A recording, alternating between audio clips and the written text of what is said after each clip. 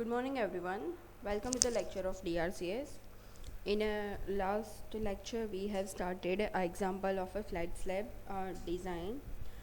In that, we have started this example design an interior part of a flat slab of a panel size 4.5 meter by 6 meter, providing a drop and column head. Size of the column is 300 by 400 mm. Live load is 4 kN per meter square. Floor finish is 1 kN per meter square. Height of the column is 4 meter above and below slab. Use M20 concrete and Fe415 steel. Right. This example we have started and we have calculated a depth of the slab, and that was D 200 mm. We are going to design this interior panel, right? We have done a load calculation in that the dead load was a 6 kN per meter square and a live load was a 4 kN per meter square. We have also done a calculation of a stiffness and alpha C, right? What is alpha C? So alpha C is a ratio of a flexure stiffness of a column above and below the slab to the flexure stiffness of a slab at a joint taken in a direction moments, and are being determined by sum of Kc upon sum of Ks, right? So after finding this along with the longer dimension, we have also find along with the shorter dimensions.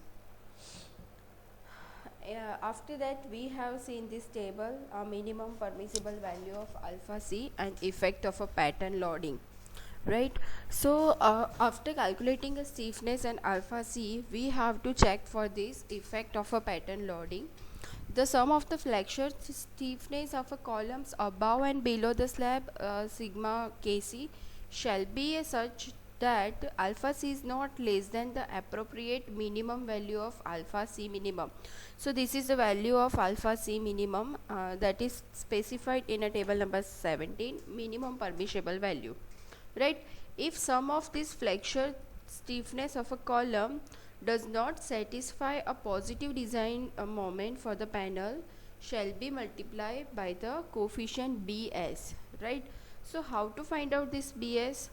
अगर हमारी जो ये sigma के सी की value है इससे अगर match नहीं होती है या फिर इससे ज़्यादा होती है, तो हमें क्या करना पड़ेगा, बी एस से जो वैल्यू हमें मिली है उसके साथ मल्टीप्लिकेशन करना पड़ेगा. और बी एस कैसे फाइंड आउट करते हैं? सो इसका इक्वेशन है ये 1 plus 2 minus W D upon W one upon 4 plus W D upon W one into 1 minus alpha C upon alpha C minimum, right? So ये इक्वेशन के अंदर value put करके हमें जो बी एस की वैल्यू मिलती है उसको उसके साथ मल्टीप्लाई करना पड़ेगा. तो हम लोगों ने ये भी देखा था को relation due to pattern loading, right? तो उसके लिए हम लोगों ने लॉन्गर डायमेंशन के लिए चेक किया था, और लॉन्गर डायमेंशन के लिए जो वैल्यू थी वो ओके हो रही थी, मतलब कि अल्फ़ा सी कैलकुलेटेड हमारा 0.8 था और ये अल्फ़ा सी मिनिमम है वो 0.232 मिल रहा था. So our calculated was a greater than alpha C minimum, right? So उसके लिए हमें कोई कोरिलेशन करने की ज़रूरत नहीं थी. But we have also done check along with the shorter dimension. In that we found that our alpha C calculated was less than alpha C minimum, right? So what we have to do, we have to multiply with the BS. So we have founded this BS, that was a 1.01, and 1% correlation is required for a positive bending moment, right? After this calculation, we have calculated a total design moment along with a longer direction as well as a shorter direction. After finding these design moments, we have calculated a column strips and middle strips, right? Column strips and middle strips calculation होने के बाद हम लोगों ने reinforcement along with the long span provide किया था. सो reinforcement कैसे find out करना है वो आप लोगों को पता ही है, राइट? और पॉजिटिव और नेगेटिव मोमेंट कैसे कैलकुलेट करनी है वो आपको पेज नंबर 55 एंड 57 पे से ये इक्वेशन मिलेगा. वो इक्वेशन का यूज़ करके आप लोग positive negative moments find out कर सकते हो. वो मिलने के बाद हमें percentage of the steel find out करना होता है, जिसका इक्वेशन होता है 50 F C K upon F Y 1 minus under root 1 minus 4.6 M U upon F C K B D square. ये इक्वेशन के ऊपर से हमें different percentage of the steel मिलेंगे column strip and middle strip के। PT मिलने के बाद हम लोग उससे area of the steel find out करेंगे और एरिया ऑफ द स्टील को प्रोवाइड करेंगे, same as we will find for AST minimum for shorter direction. So उसके लिए सबसे पहले MU फाइंड आउट करना है, ये अलग अलग value of positive and negative moments, right. उसके बाद percentage of the steel find out करना है। परसेंटेज ऑफ द स्टील अगर आपका मिनिमम जो परसेंटेज होता है उससे कम आता है तो हमें जो मिनिमम क्राइटेरिया है परसेंटेज ऑफ द स्टील का वो प्रोवाइड करना पड़ेगा। सो यहाँ पे आप देख रहे हो कि मिडल स्ट्रिप में नेगेटिव मोमेंट है, वहाँ पे 0.09 परसेंटेज आ रहा है, लेकिन हमारा क्राइटेरिया क्या है 0.12 percentage, right. Minimum percentage of the steel should be a 0.12 percentage in a particular slab. So हम लोग यहाँ पे प्रोवाइड जो करेंगे वो 900 mm² करेंगे, ठीक है। सो ऐसे आप लोगों को रेनफोर्समेंट प्रोवाइड करना है। अब रेनफोर्समेंट प्रोवाइड करने के बाद हमारे पास नेक्स्ट टॉपिक है शियर स्ट्रेस फाइंड आउट करना, राइट।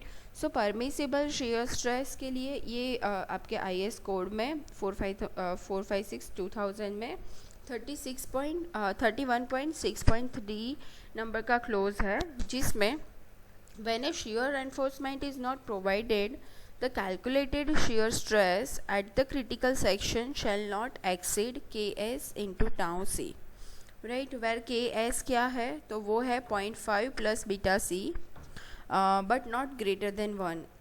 1 से अगर ज़्यादा आता है तो हम लोग उसकी जगह पे 1 यूज़ कर लेंगे। And BC being the ratio of a shorter side to the longer side of the column upon capital, right। And tau C क्या है वो हम लोगों को पता ही है 0.25 अंडर रूट एफ सी के। When shear stress at the critical section exceeds the value given in this, ये पॉइंट पे जो वैल्यू आपको दी है उससे अगर ज़्यादा हो जाती है but less than 1.5 tau C, then shear enforcement shall be provided. If the shear stress exceeds 1.5 tau c, the flat slab shall not be redesigned and the shear stress will be investigated at the successive sections more distance from a support, and a shear reinforcement shall be provided up to a section where shear stress does not exceed 0.5 tau c, ठीक है। 0.5 tau सी हमारी shear stress होती है तब तक हमें design करनी है। सो हम लोग देखते हैं 2 वे शेयर को चेक करने की प्रोसीजर। तो हमें पता है कि सबसे पहले हमें Ks की वैल्यू और टाउ वी की वैल्यू फाइंड आउट करनी पड़ेगी। सो टाउ वी की वैल्यू फाइंड आउट करने के लिए सबसे पहले VU कैलकुलेट करना पड़ेगा। सो check for two-way shear is made along a longer dimension. So critical section for shear is taken at a d/2 distance. So d/2 distance पे मतलब कि 82.5 पे लेना पड़ेगा। सो आप यहाँ पे देख रहे हो कि d/2 डिस्टेंस मतलब कि ये 82.5 डिस्टेंस हो रहा है। सो उसके लिए अब 6 × 4.5 माइनस 0.565 × 465, ठीक है। सो ये आपका सेक्शन है, उसका सबसे पहले तो VU फाइंड आउट कर दिया into 15 kN/m²।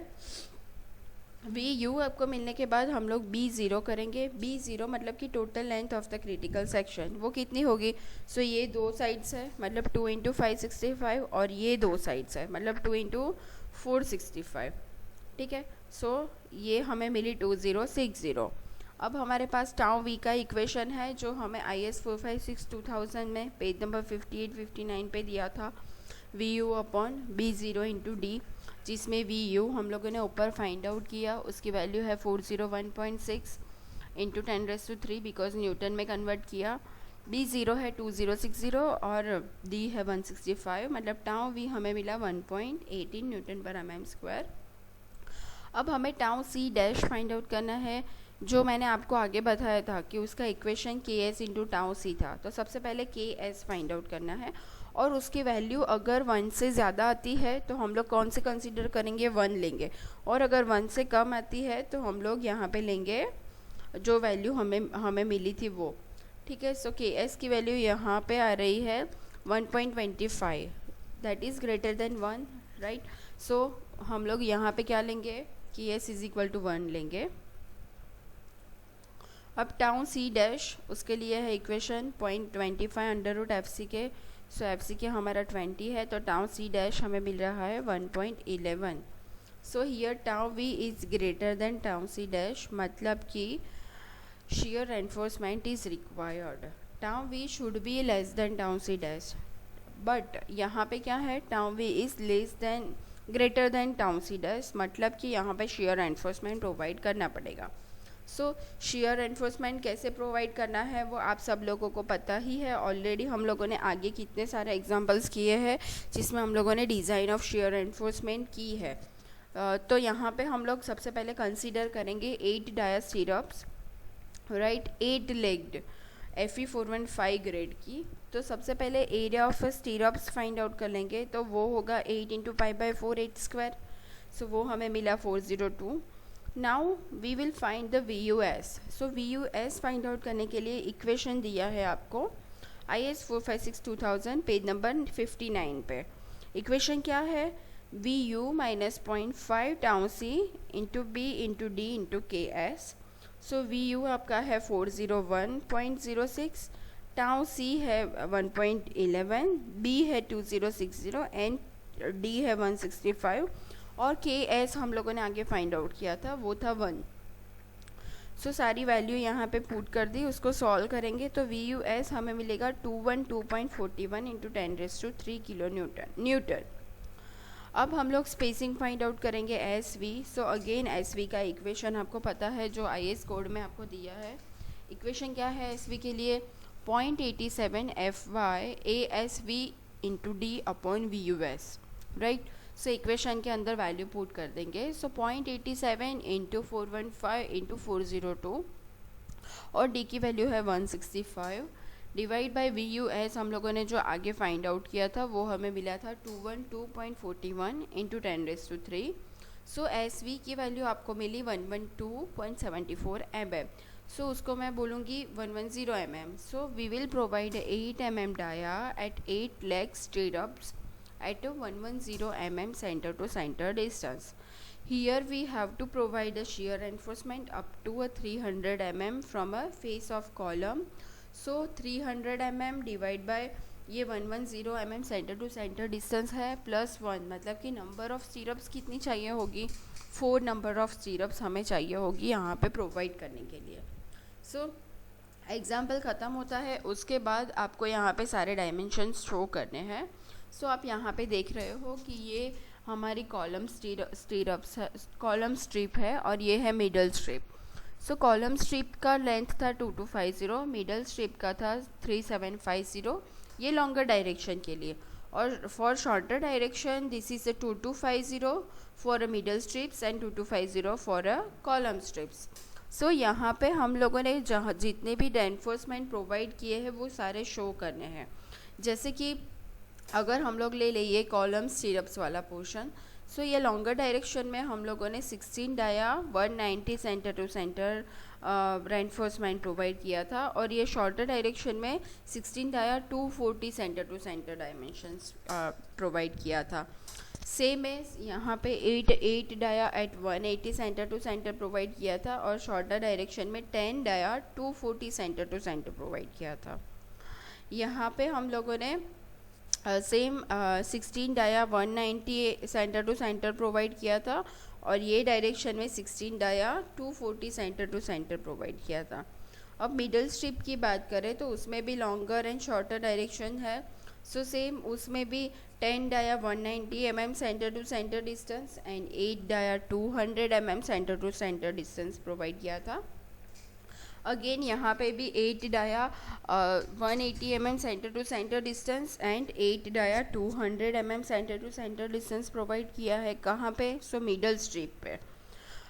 Again middle strip and column strip के बीच में हम लोगों ने 10 dia 190 mm centre to centre distance और 8 dia 200 mm centre to centre distance पे प्रोवाइड किया था। सो फ्रेंड्स, ऐसे हमें फ्लैट स्लैब की डिज़ाइन करनी है। सो बेसिकली आप लोगों को आइडिया आ गया होगा कि सबसे पहले हम लोगों ने ये चैप्टर में क्या देखा, फ्लैट स्लैब। तो फ्लैट स्लैब क्या होता है? Slab supported directly on a column without beams are known as a flat slabs. And advantages क्या क्या थे फ्लैट स्लैब के? So it gives a less storage height for a given clear height of the floor, मतलब कि हमें clear height देता है। Second है तो फॉर्म वर्क उसका बहुत सिंपल है, बिकॉज इसके अंदर कोई बीम या कुछ आता नहीं है, सो डायरेक्टली उसका फॉर्म वर्क क्रिएट होता है। Construction of the flat slab is a simple and speedy. It provides a plain ceiling, giving an attractive appearance from an architectural point of view. Saving in a material and construction, because यहाँ पे beam नहीं होता है तो उसका जो material होता है उसमें सेविंग होता है.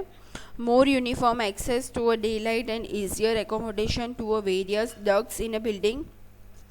सो इतने हमारे फ्लैट स्लैब के बेनिफिट्स है. उसके डिसएडवांटेजेस भी है, जिसमें है कि beam yields larger thickness of the slab, and second है lack of the resistance to a lateral loads. ठीक है, जैसे कि wind load and earthquake load जो होता है उसके रेजिस्टेंस इसमें कम होता है.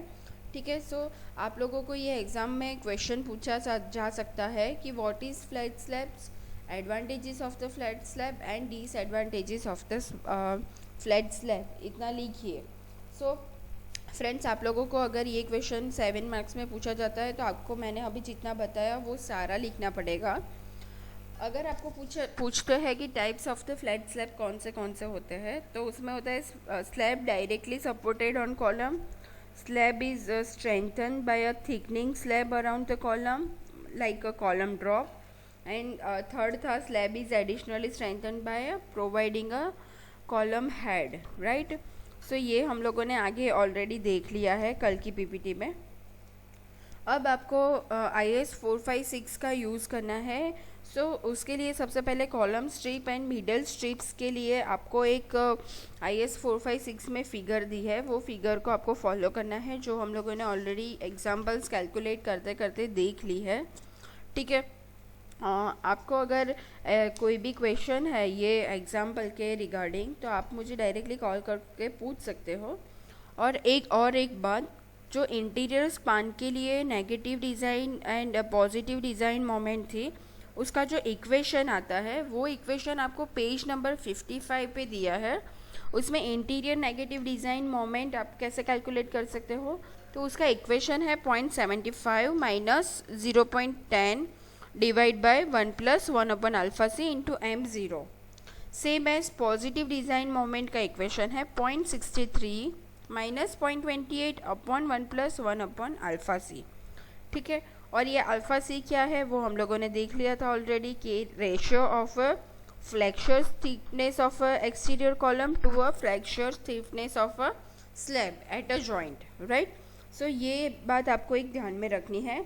दूसरी बात ये है कि आपकी negative bending moment at exterior support and negative bending moment at interior support आपको डायरेक्टली डिस्ट्रीब्यूटेड मोमेंट्स आपको दी है. उसका भी एक कॉलम दिया है आपको पेज नंबर 57 पे, क्लोज नंबर 5.5 पे बताया है. ठीक है, सो वो आपको खास ध्यान में रखना है. उसको ये सारे पेजेस आपको याद रखने हैं कि कौन से पेजेस पे कौन सी डिटेल दी है. ठीक है, आपको डायरेक्टली रेनफोर्समेंट डिटेल्स भी दे दी है कि कैसे आप रेनफोर्समेंट प्रोवाइड कर सकते हो. तो फ्रेंड्स, आपको क्या करना है कि अगर आपको फ्लैट स्लैब का एग्जांपल आता है तो आपको सारे स्टेप बाय स्टेप्स याद रख लेने हैं कि ये वाला जो इक्वेशन है वो कौन से पेज पे दिया है.